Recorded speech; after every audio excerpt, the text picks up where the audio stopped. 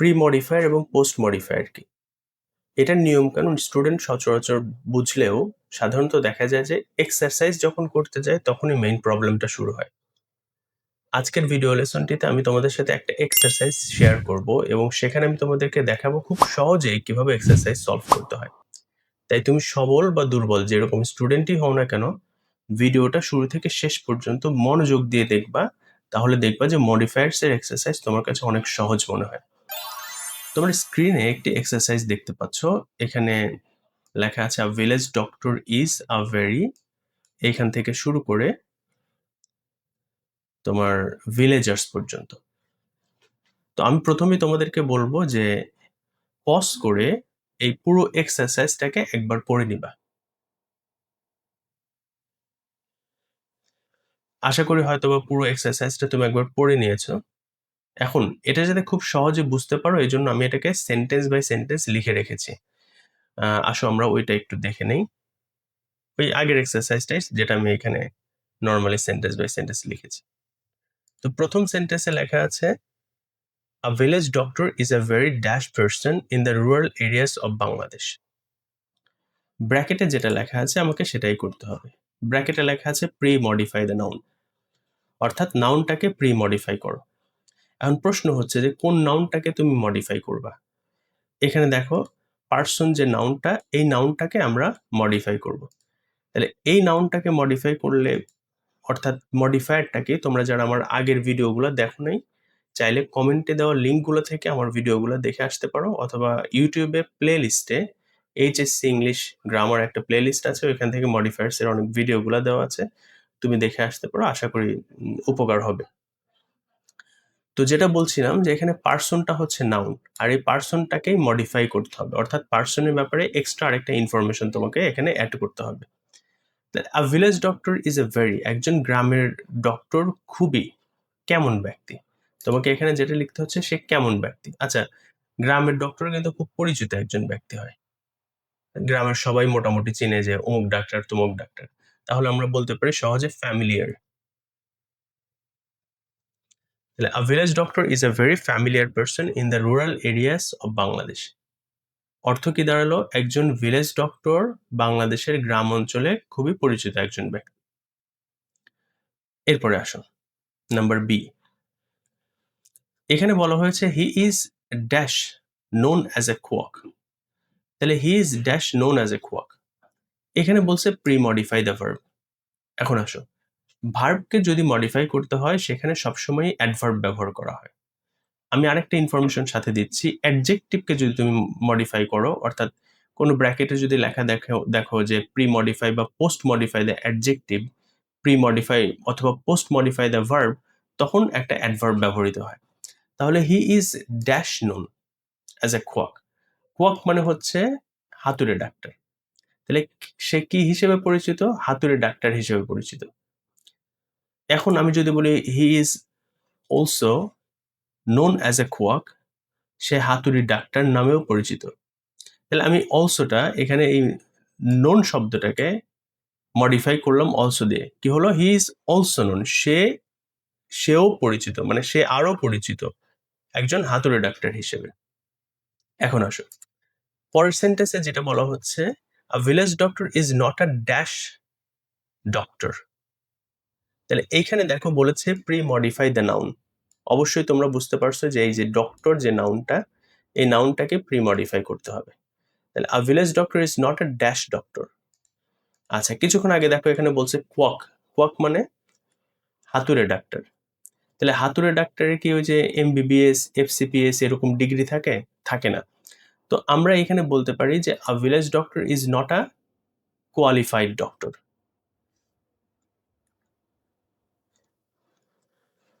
এই তো। আ village doctor is not a qualified doctor. একজন ভিলেজ ডক্টর একজন কোয়ালিফাইড ডক্টর না, মানে সে কোনো মেডিকেল কলেজে পড়ে নাই, বা তোমার হচ্ছে এমবিবিএস করে নাই, এফসিপিএস করে নাই, এই ধরনের কোনো ডিগ্রি নেই। তো এটা হচ্ছে তোমার ডক্টরকে আমরা প্রি-মডিফাই করলাম কোয়ালিফাইড শব্দটা দিয়ে। এরপরে আসো পরের সেন্টেন্সে বলা হচ্ছে he usually sits in a small dispensary. সে সচরাচর একটা ছোট ডিসপেন্সারিতে বসে। এখন এইখানে বলেছে পোস্ট মডিফাই দ্য ভার্ব, ভার্বকে পোস্ট মডিফাই করো। এখন প্রশ্ন হইতে পারে ভার্ব, কোন ভার্বটাকে আমি পোস্ট মডিফাই করব? এই যে এখানে ভার্বটা কিন্তু সিটস, তাহলে সিটস যে ভার্বটা, এটাকে তুমি যদি পোস্ট মডিফাই করো তাহলে কি হবে? অ্যাডভার্ব বসাইতে হবে। তাহলে এখানে কি হবে? হি ইউজুয়ালি সিটস, সে সচরাচর বা সাধারণত বসে, ইন এ স্মল ডিসপেন্সারি, একটা ছোট ডিসপেন্সারিতে। আমরা বসাটাকে যদি মডিফাই করি, আমি বলতেছি প্রতিদিন বসে। তাহলে যদি আমি বলি প্রতিদিন তাহলে হবে এভরিডে, আর যদি বলি নিয়মিত বসে তাহলে হবে রেগুলারলি। যে কোনো একটা চাইলে তুমি দিতে পারো, আমি রেগুলারলিটাই দেই। এই তো, তাহলে he usually sits in a small dispensary regularly, সে নিয়মিত একটা ছোট ডিসপেন্সারিতে বসে। নাম্বার ই দেখো, he treats the patient dash. He treats the patient dash, এখানে ড্যাশে পরে ব্র্যাকেটে বলা হচ্ছে যে use a participle phrase to post modify the verb, অর্থাৎ ভার্বটাকে পোস্ট মডিফাই করতে একটা পার্টিসিপল ফ্রেজ ব্যবহার করো। এখন প্রশ্ন হতে পারে পার্টিসিপলটা কি, প্রশ্ন হতে পারে পার্টিসিপল ফ্রেজটা কি। পার্টিসিপল অ্যাকচুয়ালি মডিফায়ারে দুই ধরনের পার্টিসিপল ব্যবহার করা হয়, একটাকে বলা হয় প্রেজেন্ট পার্টিসিপল আর একটাকে বলা হয় পাস্ট পার্টিসিপল। প্রেজেন্ট পার্টিসিপলটা কি? ভার্ব ওয়ান প্লাস আইএনজি, এটা হচ্ছে প্রেজেন্ট পার্টিসিপল। আর তোমরা জানো যে ওই যে প্রেজেন্ট পাস্ট পার্টিসিপল তোমরা পড়ছো ছোটবেলায়, বা তোমরা এইচএসসি তে যারা পড়ো তারাও হয়তো ভার্ব অনেক সময় রিভিশন করার সময় দেখতে পারো। এই পাস্ট পার্টিসিপলটা আরেকটা পার্টিসিপল। তাহলে মডিফায়ার্স এর যে দুইটা পার্টিসিপল সবচেয়ে বেশি ব্যবহৃত হয়, একটা হচ্ছে present participle verb one plus ING, আর একটা হচ্ছে পাস্ট পার্টিসিপল যেটাকে আমরা সংক্ষেপে V3 বলি। এখানে পার্টিসিপলটা তো বুঝলা, প্রশ্ন হচ্ছে তোমার পার্টিসিপল ফ্রেজটা কি। পার্টিসিপলের সাথে তুমি আর দুই একটা ওয়ার্ড বসাইবা, তাইলেই হয়ে গেল পার্টিসিপল ফ্রেজ। চলো আমরা একটু দেখি এখানে মানে কি আনসার হবে। হি ট্রিটস দ্য পেশেন্টস, সে পেশেন্টদের চিকিৎসা করে। আচ্ছা, ওষুধ দিয়ে গ্রামে ডক্টরের কাছে গেলে দেখবে যে ওষুধ ধরায় দেয় যে তুমি এটা খাও বা সেটা খাও। তাহলে আমরা দেওয়ারটাকে বলতে পারি গিভ, গিভ মানে দেওয়া। এখন আসো, পার্টিসিপল যেহেতু বলছে তাহলে আমি গিভ দিব না, গিভিং দিব। তাহলে হি ট্রিটস দ্য পেশেন্ট গিভিং, তাহলে আমি পার্টিসিপল ব্যবহার করলাম। এখন যদি পার্টিসিপল ফ্রেজ হয় আমাকে কি করতে হবে? আর দুই চারটা ওয়ার্ড এখানে বসাতে হবে। কোন ওয়ার্ড বসাইতে হবে? যেটা এই সেন্টেন্সের সাথে প্রাসঙ্গিক।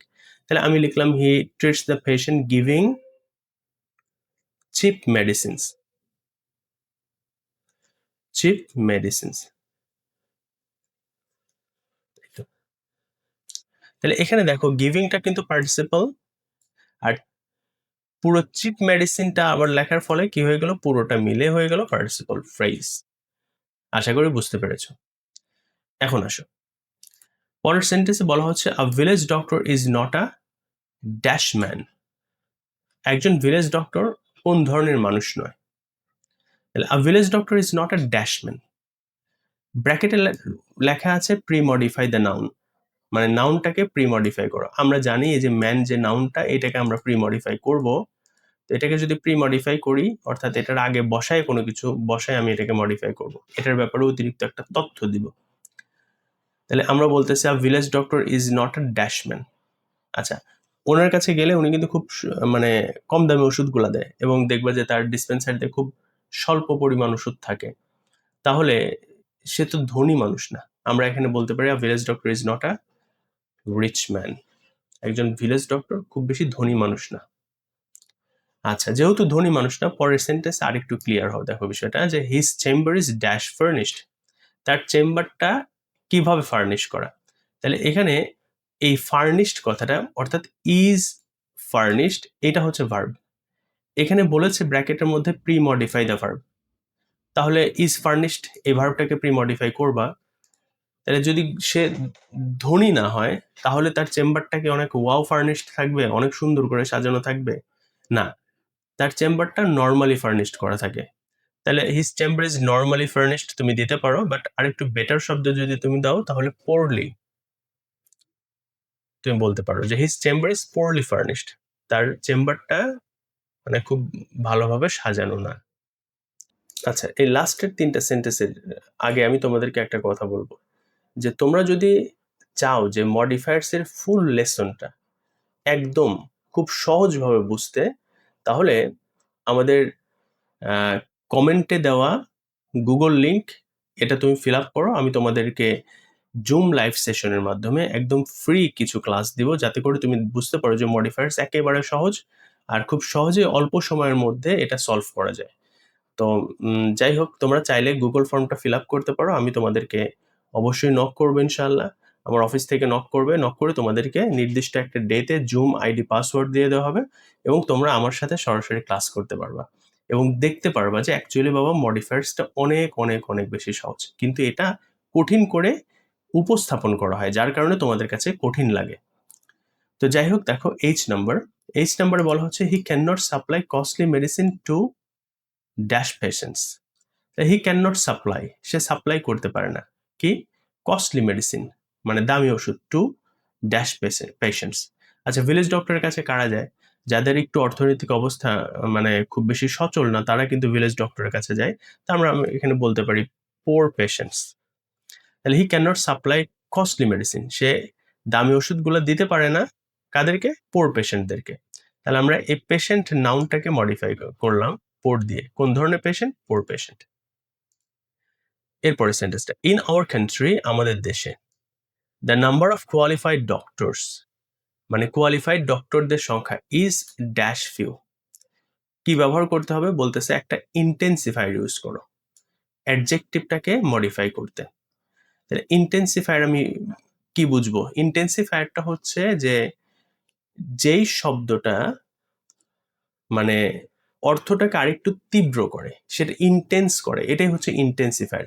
অ্যাডজেক্টিভের আগে বসে, ভার্বের আগে বসে, বা অ্যাডজেক্টিভের পরে বসে, ভার্বের পরে বসে, অ্যাডভার্বের আগে পরে বসে, অর্থাৎ প্রত্যেকটা অ্যাডভার্ব ই এক একটা ইন্টেন্সিফায়ারের কাজ করতে পারে।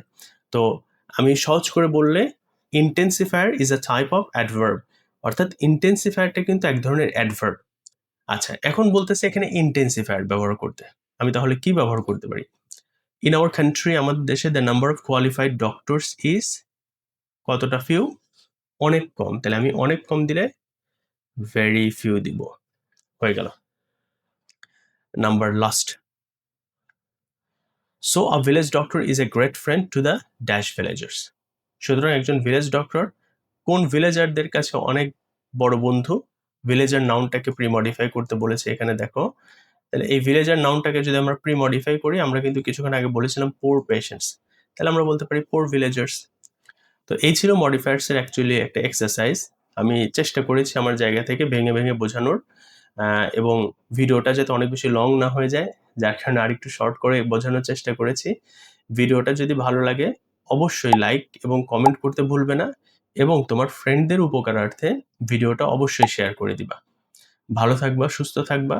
পরবর্তীতে কোন ধরনের লেসনের উপরে ভিডিও চাও আমাকে কমেন্ট করলে আমি ইনশাল্লাহ সর্বোচ্চ চেষ্টা করব সেই ধরনের ভিডিও নিয়ে তোমার সামনে আবারও হাজির হওয়ার। আসসালামু আলাইকুম রহমতুল্লাহ।